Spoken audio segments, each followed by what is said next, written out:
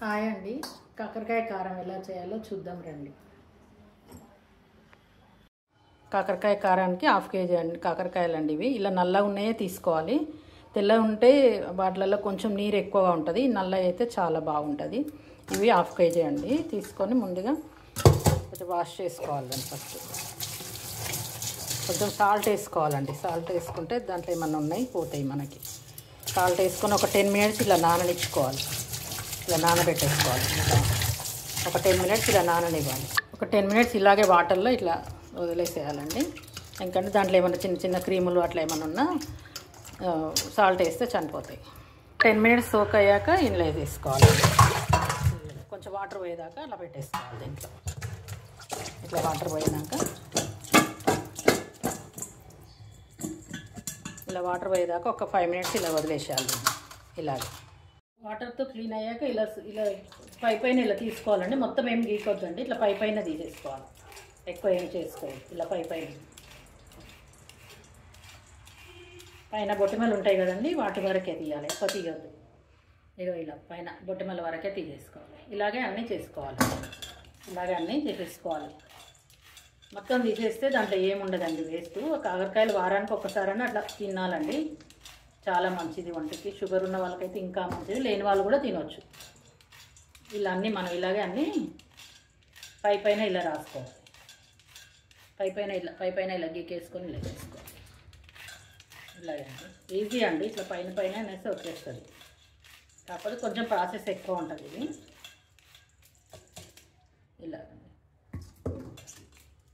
ఇలాగే మొత్తం అన్నీ చేసేసుకోవాలి. ఇలాగే మొత్తం అన్నీ చేసేసుకోవాలి. ఈ కాకరకాయ కారానికి కొంచెం ప్రాసెస్ ఎక్కువ, లెంత్ ఎక్కువ ఉంటుందండి. అయినా చాలా బాగుంటుందండి కారము. ఒక 1 వీక్ 15 డేస్ అయినా తినొచ్చు. ఇది ఇలాగే పెట్టుకోవాలి. ఇలా అన్నీ గీకాక మళ్ళీ ఒకసారి వాష్ చేసుకోవాలి.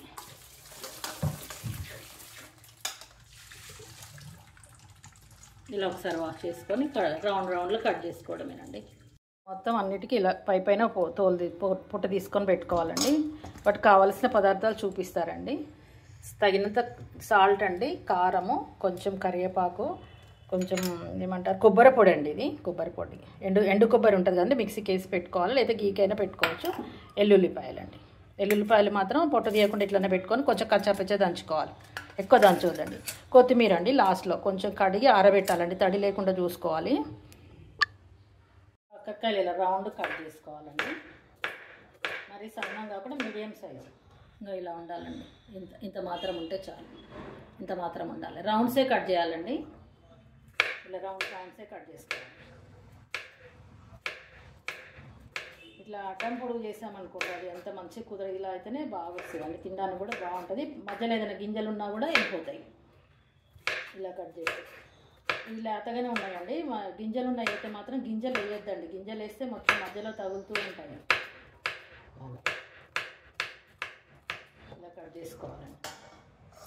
కొంచెం సైడ్లో తీసేయాలండి. ఎక్కువ ఏం కూడా వేస్ట్ ఏం పోదు. సైడ్లో ఇలా ఇటు అటు తీసేయడం అంటే కటింగ్ కూడా ఈజీ ఉంటుందండి, తొందరగా అయిపోతుంది. ఇలా కాకరకాయ పిల్లలు కూడా తినే వాళ్ళు కూడా తింటారండి. ఇది అంత బాగుంటుంది. చేదు ఉండదు. కొబ్బరి వేస్తాం కాబట్టి చేదు అనేది పోతుందండి. అంతేనండి. మిగతాయి కూడా అలాగే కట్ చేసుకోవాలి. ఇలా కాకరకాయ కటింగ్ అయిపోయాక కొంచెం సాల్ట్,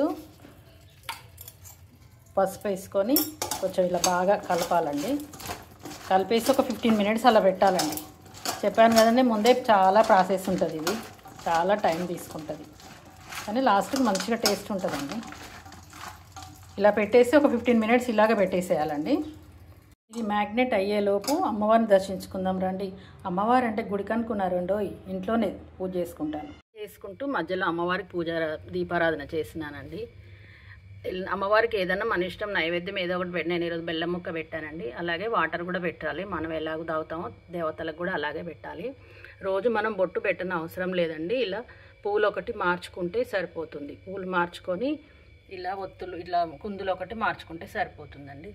కొంత ఏ రోజుకి ఆ రోజు తోమేసుకొని పెట్టుకుంటే నెక్స్ట్ డే మనకు ఫ్రెష్గా ఉంటుంది. 15 నిమిషాలు మ్యాగ్నేట్ అయ్యాక ఇలా ఒక క్లాత్లో వేసుకొని దీంట్లో వాటర్ అంతా పిండేసుకోవాలి. క్లాత్లో వేసుకుంటేనే మంచిగా వాటర్ అనేది వెళ్ళిపోతుంది. ఇంకా ఇలా క్లాత్లో వేసుకొని ఇట్లా గట్టిగా పిండుకోవాలండి. క్లాత్లో అయితేనే మంచిగా వాటర్ పోతుంది. ఇట్లా ఇలా పిండుకోవాలి.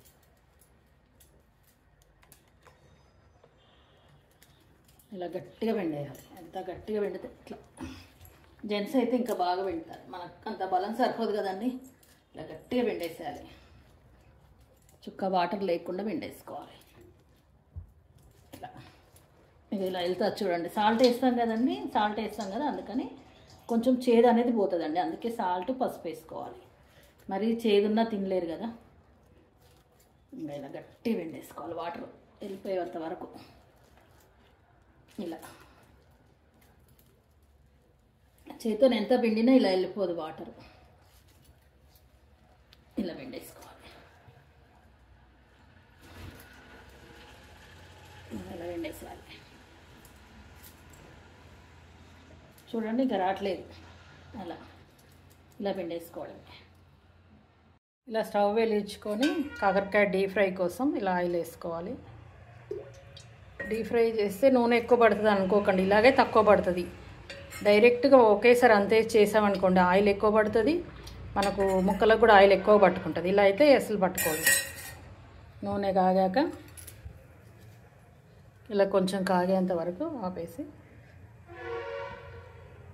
తర్వాత ఇలా వేసుకోవడం. కొన్ని కొన్ని వేసుకొని డీప్ ఫ్రై చేసుకోవాలి. ఇలా కొన్ని కొన్ని వేసుకోవాలి. ఆయిల్ ఏమంతా పట్టుకోదండి, తక్కువనే ఉంటుంది. ఇలా వేసుకోవాలి.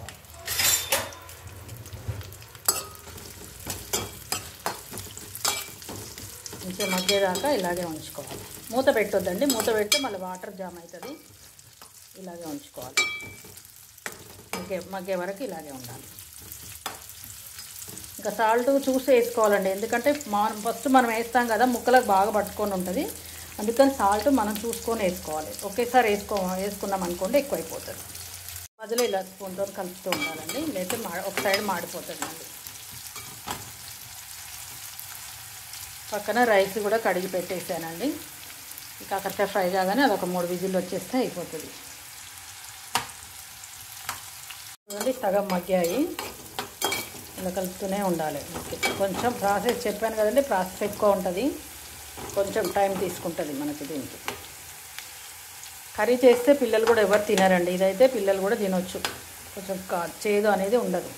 కబోర్డ్స్కి ఏంటి అనుకుంటున్నారా, వైట్ అని అమెజాన్లో ఆర్డర్ పెట్టిందండి మా కోడలు. మా మన్మడు ఊరికే ఇట్లా ఇలా లాగుతున్నాడు అనేసి వచ్చి లాగేసి అవన్నీ తీసి పడేస్తాడు. ఇప్పుడు ఇలా లాగినా కూడా రావండి. ఇలా ఇక తీసుకోవచ్చండి. ఇలా ఇలా లేకపోతే ఇలా మొత్తం లాగేస్తాడు ఇట్లా. అందుకని చెప్పేసి ఆర్డర్ పెట్టేసి ఇట్లా ఇది ఈజీగా ఉంటుందండి. మంచిగా పిల్లలకి ఎవరికైనా చిన్నపిల్లలు ఉన్న వాళ్ళకి బాగా యూజ్ అవుతాయి. ఇవి అమెజాన్లో ఉంటాయండి. ఇవి అమ్మో కారమే, కాకరకాయ కారం ఎంతవరకు వచ్చిందండి, మాడిపోతుంది. ఇంకొంచెం కావాలండి, కొంచెం అయితే సరిపోతుంది. మరీ ఎక్కువ దూరంగా ఉండొద్దు, ఎక్కువ పచ్చిగా ఉండొద్దు. ఇలా మీడియం సైజ్ కొద్దిగా ఒక 5 మినిట్స్ అలా పెట్టేసి తీసేయాలి. పెంచి చూడండి ఒక వాయి ఇలా తీసేసి గిన్నెలో వేసేసుకోవడమే. ఫస్ట్ ఇలా తీసి ఒక గిన్నెలో వేసేసుకోవాలి. కొంచెం ఆయిల్ ఉన్నా ఏం కాదండి ముక్కలకు. అట్లయితే లేకుంటే కారం పట్టుకోదు, కొద్దిగా ఆయిల్ ఉంటేనే పట్టుకుంటుంది. అది తీసేసి నెక్స్ట్ మళ్ళీ వేసుకుందామండి. మిగతాది కూడా ఇలాగే సేమ్ ప్రాసెస్, సేమ్ ఇలాగే వేసుకోవాలి. ఆయిల్ చూసారా ఎంత ఉంది, చూసారుగా ఎట్లా ఉన్న ఆయిల్ అంతే ఉంటుంది. ఆయిల్ ఎక్కువ ఏం పట్టదు. డీప్ ఫ్రై మనం కర్రీ చేస్తేనే ఆయిల్ ఎక్కువ పడుతుంది, డీప్ ఫ్రైకి అసలు ఆయిల్ చాలా తక్కువ పడుతుంది. ఇలాగే నెక్స్ట్ ప్రాసెస్ కూడా ఇలాగే, నెక్స్ట్ ఆయిల్ కూడా ఇలాగే ఉంటుంది. అవి అయినాక ఇవి కొన్ని ఉన్నాయి చూడండి, థర్డ్ టైం 3 టైమ్స్ అయితే అయిపోతుంది. ఇలాగే సెకండ్ వాయి కూడా ఆల్మోస్ట్ అయిపోయిందండి. ఇలా తీసి దాంట్లోనే గిన్నెలు వేసేసుకోవాలి. ఇలా వేసేసుకోవాలి. చూసారా ఎంత ఆయిల్ అలాగే మిగిలిపోయింది. చూసారా ఆయిల్ ఏమంతా పట్టదండి. డీప్ ఫ్రై అంటే ఆయిల్ ఆయిల్ అంటారు కదా, ఆయిల్ ఏముండదు, తక్కువనే ఉంటుంది, కర్రీ కన్నా తక్కువనే ఉంటుంది. నెక్స్ట్ మళ్ళీ ఇంకో ఆయిల్ వేసుకుందాం. ఇంకేంటి, ఇది కూడా సేమ్ ప్రాసెస్, సేమ్ అలాగే ఇంతకుముందు చేసిన దానిలాగానే ఇలాగే డీప్ ఫ్రై అయ్యేలాగా చూసుకోవాలి. మూత మాత్రం పెట్టకండి, మూత పెడితే వాటర్ వచ్చేసి తొందర మగ్గదు. ఇది మగ్గేలోపు ఎల్లిపాయలు దంచుకుందాం రండి. కచ్చా పిచ్చే దంచుకోవాలండి, పొట్టుతోనే దంచుకోవాలి, లేకపోతే అంత వాటర్ వాటర్ అయిపోతుంది. ఇట్లా పొట్టుతోనే కచ్చా పిచ్చే దంచుకోవాలి. అంతేనండి, ఇంతకన్నా ఎక్కువ దంచొద్దు. అండి లాస్ట్ వాయి కూడా దీంట్లో ఒక 2-3 పచ్చిమిర్చి వేసానండి, ఊరికే కారం ఉండడం కోసమని, పక్కన పెట్టుకొని తినొచ్చని. అయితే లాస్ట్లో కొంచెం జీలకర్ర వేసుకోవాలండి. లాస్ట్ వాయికి జీలకర్ర వేసేసి, జీలకర్ర కొంచెం ఆయిల్లో మగ్గనియాలి. ఆయిల్లో కొంచెం మగ్గేలా చూసుకోవాలి. పోయిందండి లాస్ట్ వాయి కూడా. ఇక ఆయిల్ ఉంది చూడండి, ఇందులోనే ఉప్పు కారం అవన్నీ వేసుకోవాలి.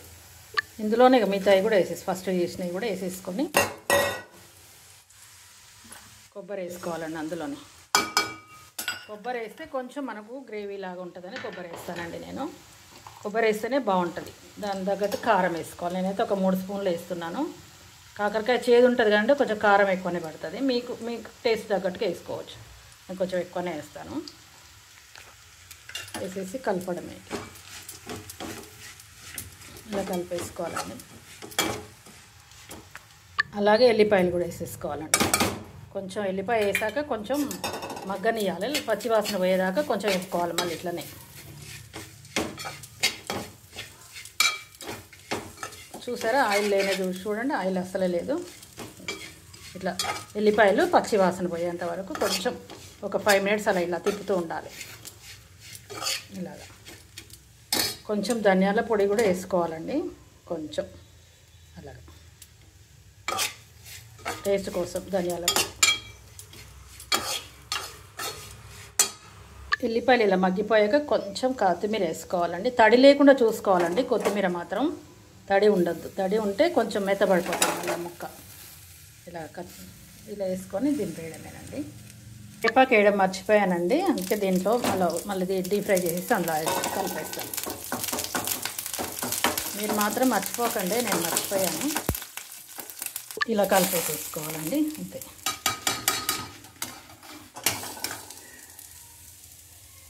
ఇలా రైస్ అవుతుంది చూడండి. కుక్కర్ కూడా అయిపోయిందండి. కుక్కర్ 3 విజిల్లు వచ్చేసాయి. రైస్ అవ్వగానే రైస్ పెట్టుకొని తిందాం రండి. అండి కాకరకాయ కారం రైస్లో పెట్టుకొని ఎలా ఉందో చూసి చెప్తానండి.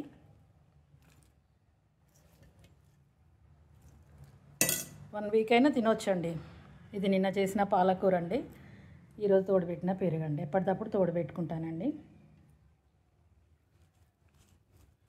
ఎలా ఉందో చూసి చెప్తానండి.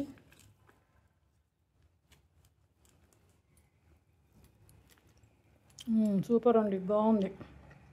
ఓకే ఫ్రెండ్స్, ఓకే అండి. నేను చేసిన కాకరకాయ కారం నచ్చినట్టయితే లైక్ చేయండి, షేర్ చేయండి, ముఖ్యంగా సబ్స్క్రైబ్ చేసుకోండి.